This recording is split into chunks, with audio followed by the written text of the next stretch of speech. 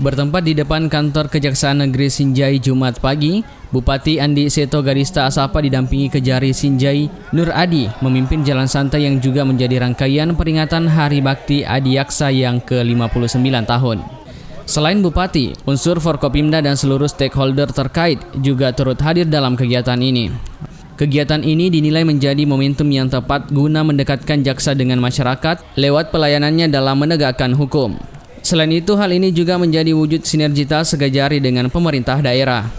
Karena itu, Bupati Andi Seto berharap tupoksi Kejari dapat ditingkatkan dengan lebih baik lagi agar masyarakat dapat merasakan pentingnya keberadaan dari penegak hukum ini. Saya ke depan kami mengharapkan bahwa kerjasama ini bisa berjalan lebih baik lagi.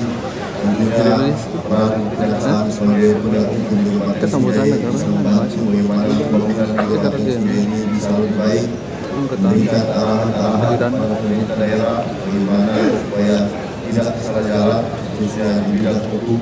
Apalagi kami dengan kejaksaan sudah melakukan banyak kerjasama dengan TP4D di berbagai bidang, baik itu desa maupun dinas-dinas yang ada di Kabupaten Sinjai, semua sudah banyak yang masuk ke TP4D. Untuk itu harapan kami.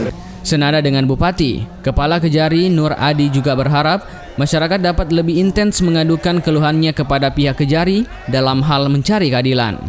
Dengan kegiatan ini bisa memberikan motivasi bagi masyarakat di Kabupaten Sinjai bahwa kita sebagai aparat penegak hukum kejaksaan bisa menyatu dengan masyarakat Kabupaten Sinjai.